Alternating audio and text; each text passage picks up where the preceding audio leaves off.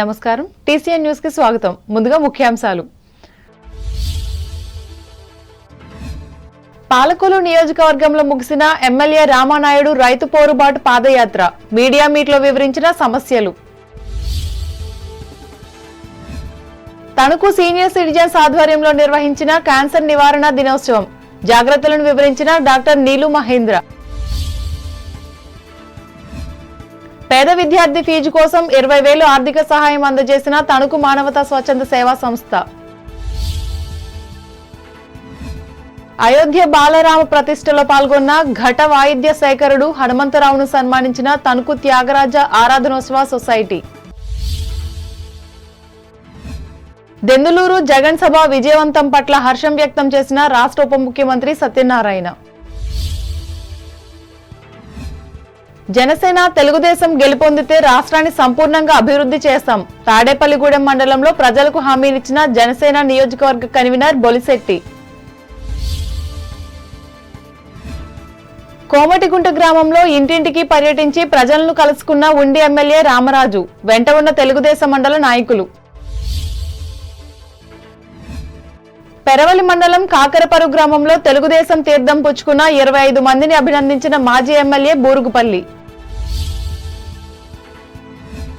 తెలుగుదేశం ప్రజాదరణ పెరగడంతో పచ్చ జెండాను కప్పుకుంటున్న ఇతర పార్టీల సభ్యులు, ఆత్రేయపురం మండలంలో పేర్కొన్న మాజీ ఎమ్మెల్యే బండారు. పాలకొల్లు నియోజకవర్గంలో ఎమ్మెల్యే డాక్టర్ నిమ్మల రామానాయుడు నిర్వహించిన రైతు పోరుబాట పాదయాత్ర ఆదివారంతో ముగిసింది. గత 3 రోజులుగా చేపట్టని ఈ యాత్ర 30 గ్రామాల మీదుగా 80 కిలోమీటర్ల మేర సాగింది. ఈ సందర్భంగా రామానాయుడు మాట్లాడుతూ అన్నదాతల పక్షాన నిలిచే టీడీపీ జనసేన పార్టీల విజయం కోసం రైతాంగం ఎదురు చూస్తుందన్నారు. నిర్ణీత సమయంలో మురుగు డ్రైన్లు, పంట కాలువల్లో పనులు చేయకపోవడం వల్లనే పంట ముప్పుతో వ్యవసాయం నష్టపోయిందన్నారు. ముఖ్యంగా ఆక్వా రంగానికి విద్యుత్ సబ్సిడీ ఎత్తివేయడంతో ఈ రంగం పూర్తిగా దెబ్బతిందని ఆవేదన వ్యక్తం చేశారు. ఈ కార్యక్రమంలో తెలుగుదేశం పార్టీ అనుబంధ విభాగాల నాయకులు, మాజీ ఎంపీటీసీలు, గ్రామ సర్పంచులు పాల్గొన్నారు.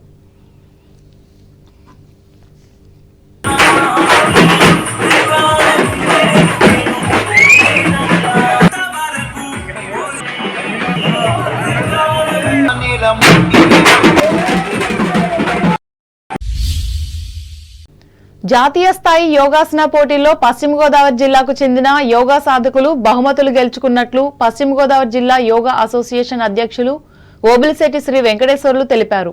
భీమవరం త్యాగరాజు భవనంలో పశ్చిమ బెంగాల్లో జరిగిన జాతీయ స్థాయి యోగాసన పోటీల్లో బహుమతులు గెలుచుకున్న యోగ సాధకులను అభినందించిన కార్యక్రమంలో ఆదివారం ఆయన పాల్గొని మాట్లాడారు. వివిధ కేటగిరీలో జరిగిన ఈ పోటీల్లో ఉప్పలపాటి వెంకటేశ్వరరాజు, చెరుకు వెంకట శ్రీనివాస్, తోట అరుణ్ కుమారులు 3, 7, 10 స్థానాలను కైవసం చేసుకున్నారన్నారు.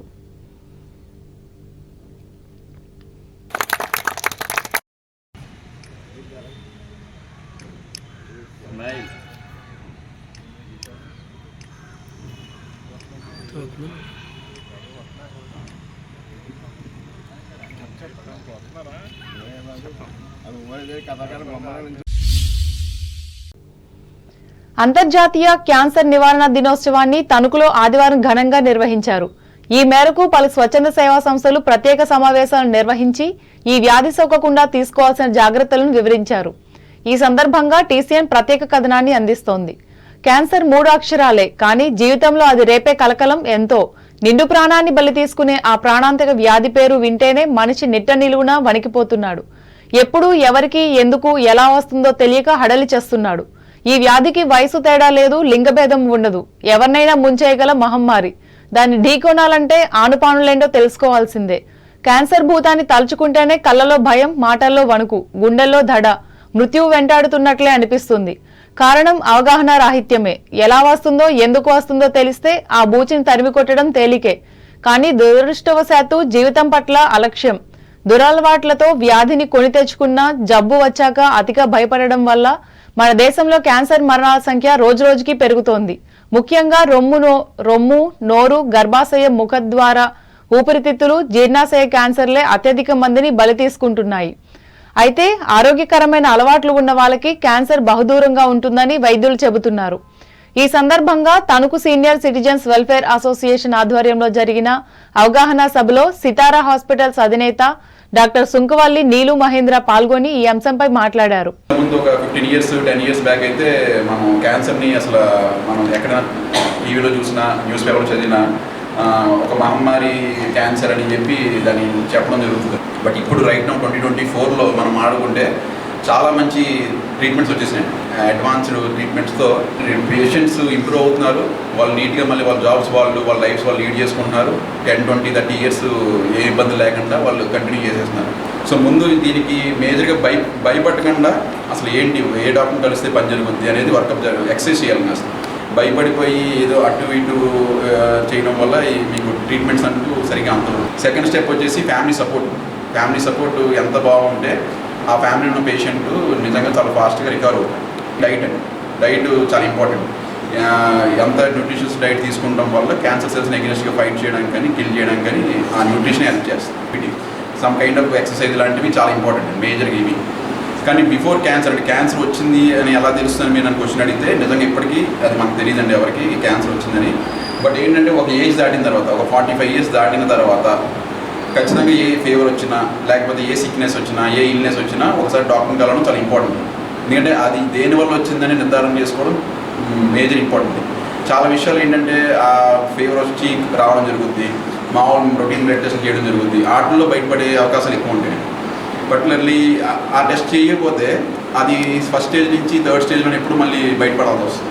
సో ఏ చిన్న ఇబ్బంది వచ్చినా ఒకసారి ఇదేంటి ఇది అని మనం భయపడాలా లేకపోతే దీనికి వరి అవ్వగలదా అని తెలుసుకోవాలి. ఫస్ట్ థింగ్ దానికి ఒక simple CBC complete blood picture అని ఒక టెస్ట్ ఉంటుంది. అది దాంట్లో చాలా ఇన్ఫర్మేషన్ మనకి వచ్చేస్తుంది. దాన్ని బట్టి మనం ప్రొసీడ్ అవ్వాలి.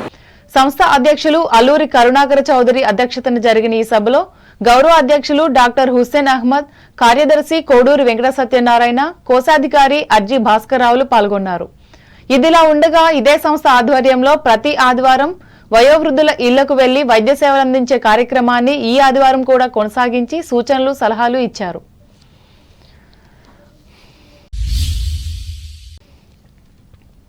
విశాఖపట్నంలో BA LLB చదువుతున్న ఎన్ హర్షిత అనే పేద విద్యార్థి ఫీజు కోసం తనకు మానవతా స్వచ్ఛంద సేవా సంస్థ తరపు 20,000 రూపాయల చెక్కును ప్రొఫెసర్ అత్యం వెంకటేశ్వరరావు ఆదివారం అందజేశారు. ఈ సందర్భంగా ఆయన మాట్లాడుతూ విద్య ద్వారానే జీవితంలో స్థిరపడగలరన్నారు. మానవతా తణుకు సంస్థ 7-8 ఏళ్ల క్రితమే ప్రారంభించారు. నేను కూడా పర్మనెంట్ సభ్యుడిని. మానవతాన్ని చేసేది వాళ్ళ కార్యక్రమాలు చాలా అభినందనీయం. వాళ్ళకి జోహాలు చెప్పాలి. ఈవెన్ చదువులకు కూడా వాళ్ళకి ప్రోత్సహిస్తానికి డబ్బులు వాళ్ళు ఇస్తారు, కొంతమంది దాతలు వచ్చి వాళ్ళు ఇస్తారు. భావి పౌరులు శుభ్రంగా చదువుకొని భావి పౌరులుగా వచ్చి కుటుంబాన్ని స్థాపించి సమాజాన్ని వృద్ధి చేసి దేశానికి లాభం మనకు. అంతేకాని ఏ లాభంతో ఎవరు ఏ లాభంతో ఈ సహాయం కానీ ఏది చేయట్లేదు. ఈ అమ్మాయి చేసిన BA LLB wish her all the best. Tanuku Mullapudi Harishchandra Prasad, Bolla బులిరామయ్యలు రోటరీ ఫంక్షన్ హాల్లో జరిగిన ఈ సేవా కార్యక్రమంలో సంస్థ జిల్లా మాజీ అధ్యక్షులు గమ్ని రాంబాబు, పట్టణ శాఖ అక్కాపంతుల బాలాజీ, కార్యదర్శి ఆలపాటి సోమేశ్వరరావు, కోశాధికారి అక్కిన కాశీ విశ్వనాథం, మాజీ అధ్యక్షులు ఆలపాటి సుబ్బారావు, సభ్యులు పి శివనారాయణ, కె రామ్ ప్రభాకర్లు పాల్గొన్నారు.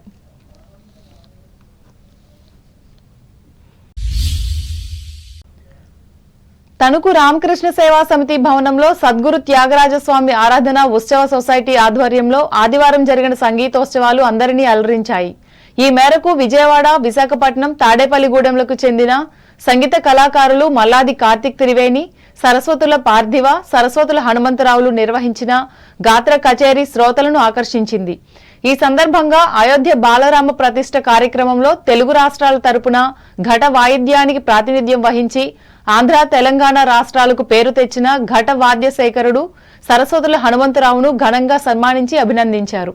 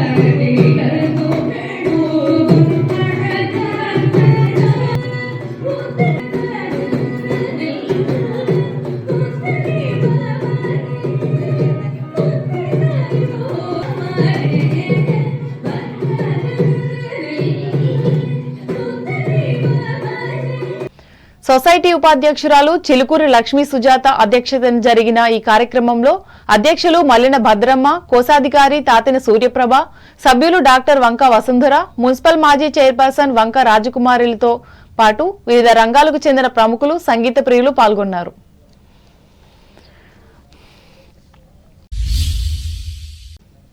నెల్లూరులోని అమీర్ ఆర్ట్స్ అకాడమీ నిర్వహించిన జాతీయ స్థాయి చిత్రలేఖన పోటీల్లో తణుకు రాయసం రాజ్యలక్ష్మి సంగీత నృత్య కళాశాల చిత్రలేఖన విద్యార్థి టి మంజూష పాల్గొని 9వ తరగతి సీనియర్స్ విభాగంలో బాల చిత్ర కళాశ్రీ అవార్డు అందుకున్నట్లు కళాశాల ప్రిన్సిపల్ భమిడి కమలాదేవి ఆదివారం తెలిపారు. ఈ సందర్భంగా విజేతతో పాటు చిత్రలేఖనంలో శిక్షణనిచ్చిన అధ్యాపకురాలు సిహెచ్వైఎన్ లక్ష్మిని ఆమె అభినందించారు.